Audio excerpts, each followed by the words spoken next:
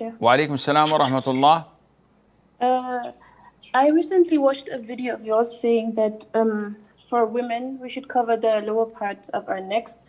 So, if should I remind every woman I see about it, and if I'm praying in a congregation with other women, do I have to also? Is my prayer valid if the one that's leading it has their neck uncovered, not knowing the ruling on it?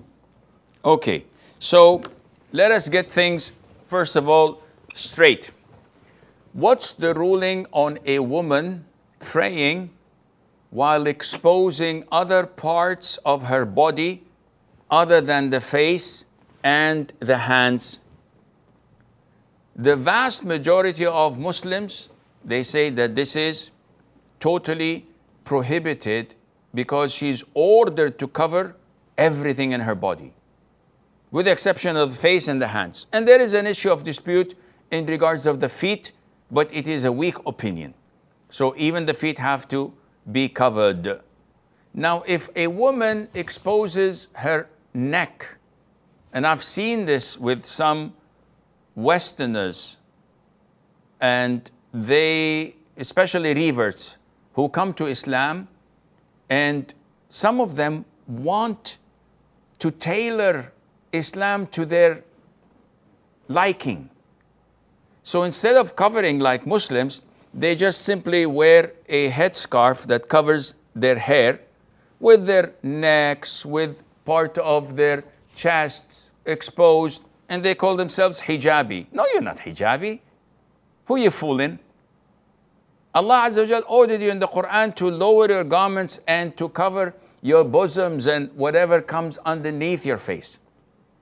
And some scholars say, no, you have to cover also your face. And this is the most authentic opinion. Even those who say you don't have to cover your face, they all agree that you have to cover your full body, including the neck and your earlobes and the back of your neck. And what is this? And we see this among celebrities who call themselves Muslims in the West. And they have nothing related to Islam.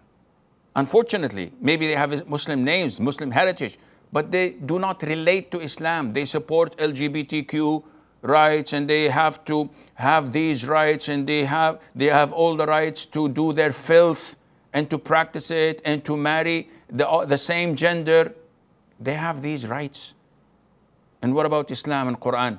So no, if Islam and Quran says otherwise, I don't believe in it. Okay, say it loudly, so that people would identify you as an apostate or a non-Muslim, rather than saying, no, I am Muslim and I advocate Muslim and people attack me because I'm Muslim. The Islamophobe is everywhere.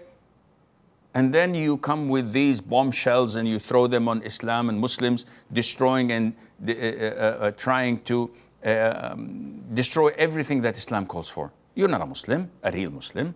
So take a second look at your belief and come up front. Be sincere to everybody. Don't beat around the bush. Don't use Islam. Now, when we come to the issue of covering during prayer, this is prayer. It's not my thing or your thing. This is governed by the Quran and Sunnah. If a woman prays while exposing her neck and part of her chest, and she's leading prayer, and she knows this, her prayer is invalid, and those praying behind her, their prayer is invalid as well. Is it my responsibility to tell every woman with diplomacy, with kind preaching and knowledge? Yes.